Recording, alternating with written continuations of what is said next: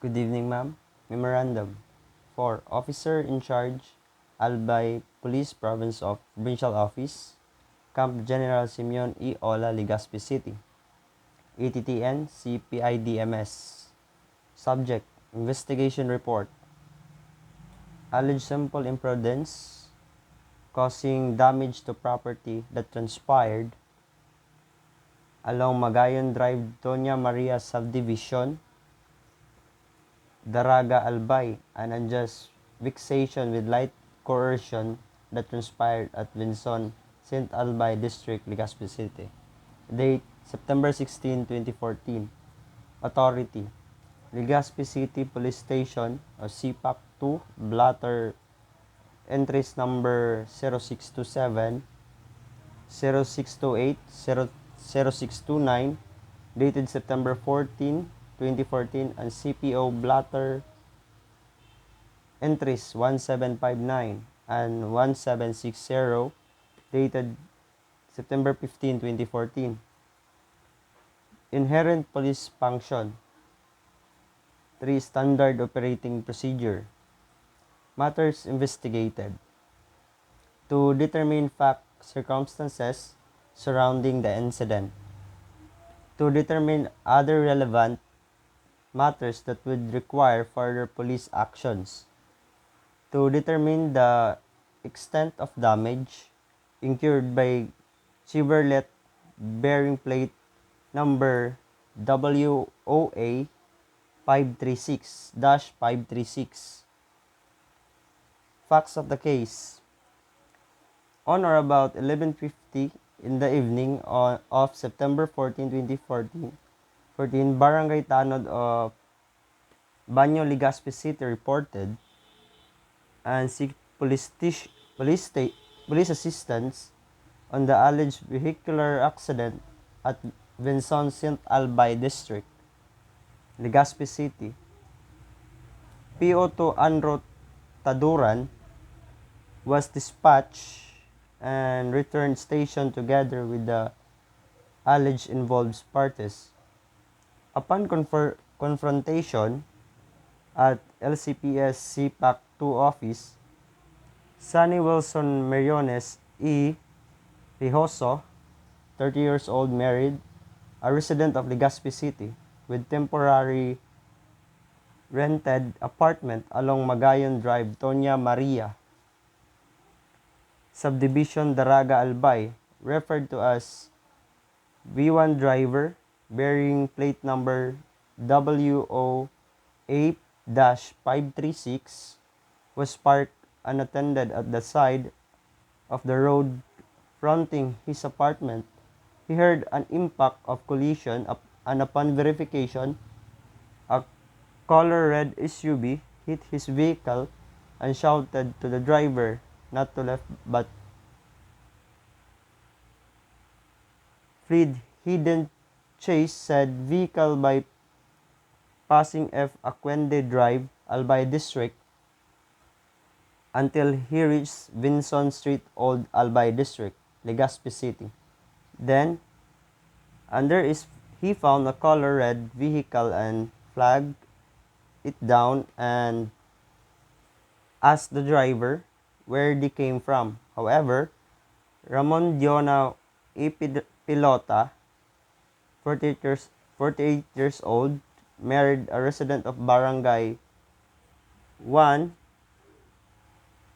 Ernest Barrio, Legazpi City, referred to as a V2 driver, holder of LTO NPDL number NO 298005689 with restriction code 1 and 2, valid until 2015 6/16. The driver of Toyota Revo wagon, color maroon, bearing plate number XNV 741, alleges that while driving the vehicle coming from B. Imperial St. fronting Legazpi City Police Station to which her daughter and daughter's friend. They proceed towards Albay district, traversing alternate road and turn left to Washington Drive, Legazpi City, on Braljan Genero, and upon reaching Vincent Street, Albay district, Ramon saw a vehicle from his side mirror and suddenly overtook him near Peter Judelia store and stopped in front of them. On that juncture, he drove backward his vehicle and stepped down and walked with her wife towards the fruit and stand nearby. The driver of V1 alighted, came nearer, replied a word and boyong boyong, not intended to other driver.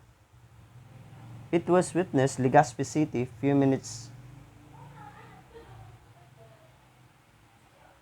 lapse. The responding police officer arrived together with the barangay tanod Nino Arabia, and they were brought at the police station at the Albay district, Legazpi City.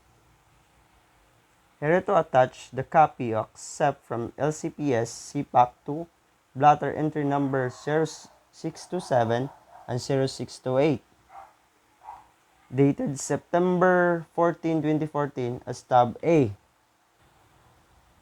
In the investigation conducted by the duty traffic investigator in the alleged vehicular incident, disclosed that after verification and ocular inspection to the alleged damage revealed that V1 vehicle incurred damage at the back portion, particularly at the left signal light. It was broken and measured 1.25 meters in height from the concrete surface. Cracked signal light holder.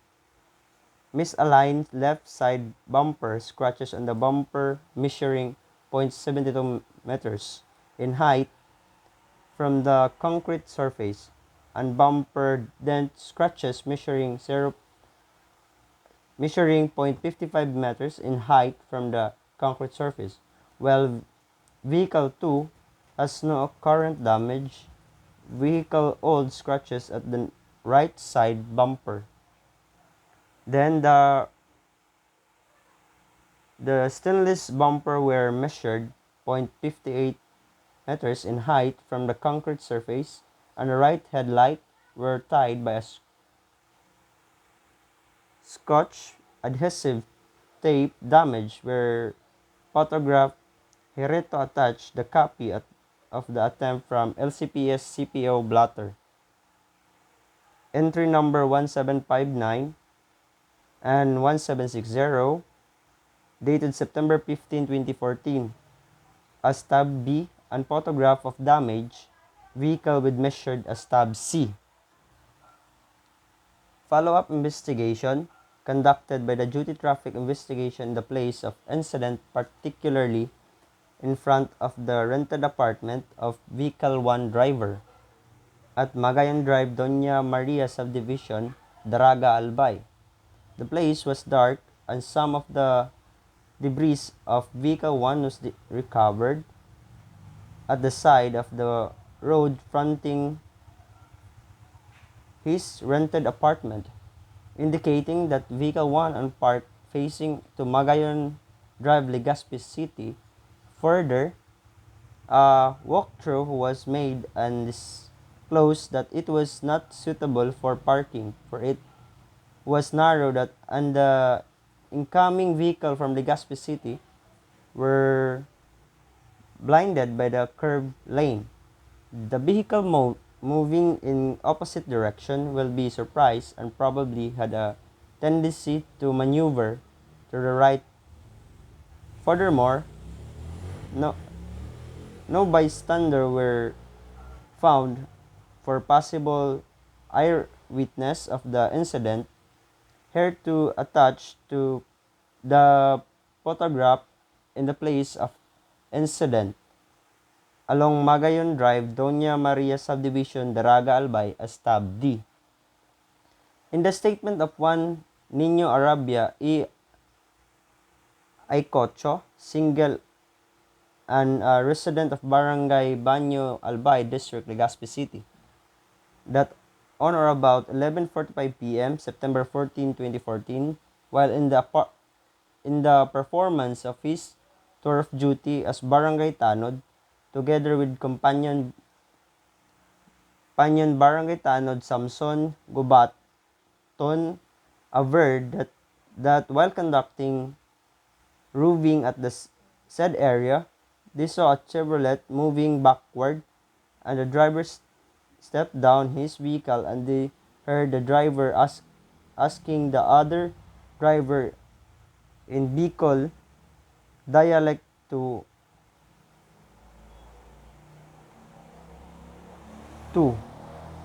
"San kayo galing? San kayo galing?" At he immediately left the place to seek for police assistance. Here to attach the copy of the excerpt from LCPS CPAC 2 Blatter Entry number 0629 dated September 15, 2014 as tab E.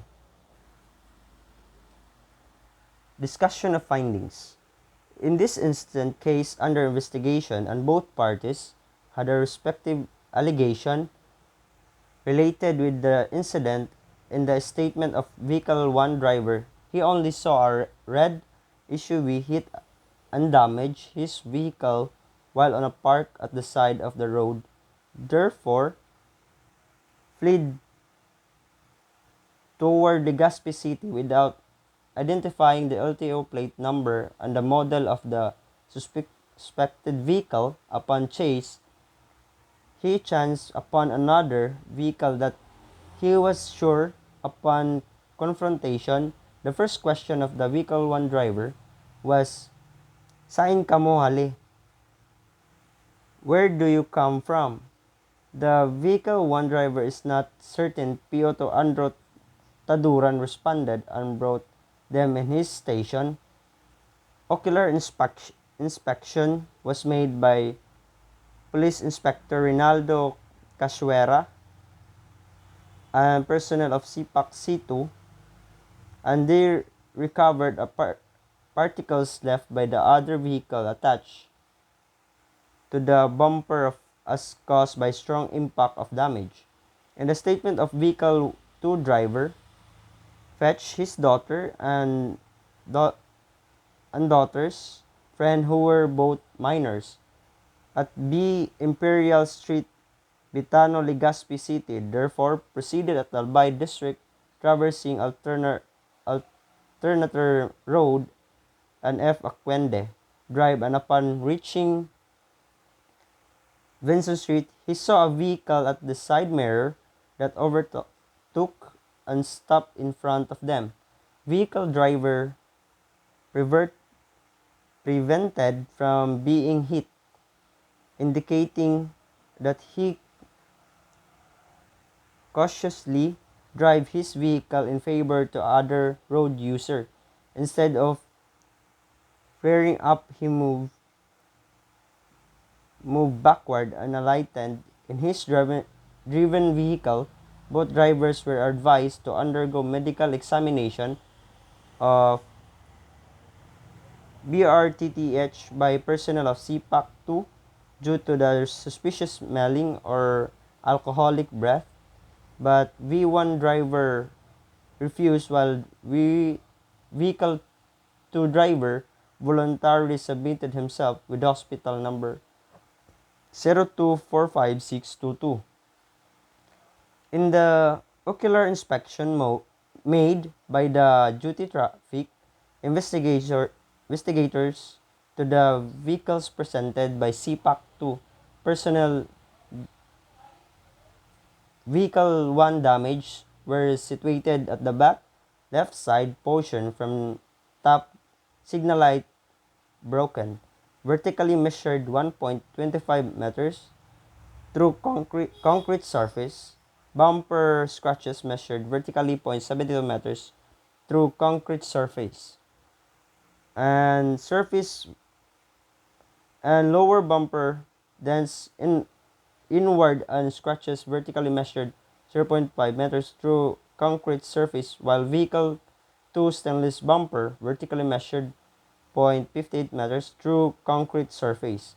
It was no sign of dents inward nor misaligned bumper were visible, old scratches only, and the right side headlight were tied by a scratch adhesive tape around him. In the follow-up investigation, the duty traffic investigator conducted ocular investigation at the place of incident, disclosed that the place were dim, the road were narrow and near a blind curve, and upon walkthrough, some of debris were recovered near the side of the road, indicating that his vehicle were facing toward Legazpi City Airport. Further, the place were photographed and the recovered debris. Conclusion. After a careful perusal surrounding this particular incident, a fact of comparison related with the damage incurred by Vehicle 1 were not appropriate much as to the vertical height, structure of the vehicle, and to the damage of Vehicle 2. The Vehicle 1 driver conducted caused by the color and the route traversing by Vehicle 2 that a fact Vehicle 2 were en route to his residence on board a friend of his daughter in the disposition of CPAC 2 person related with the driver's suspected smelling alcoholic breath. They submitted both drivers, but only the Vehicle 2 driver voluntarily submitted himself for medical attention, while Vehicle 1 defensively refused the procedure. Recommendation. Wherefore, in a view of the foregoing, the undersigned respectfully recommends that debris recovered and both vehicles will undergo field laboratory examination at RCLOS for pains comparison, and parties involved will file their separate complaint against each other. That's the end of my report. Thank you, ma'am.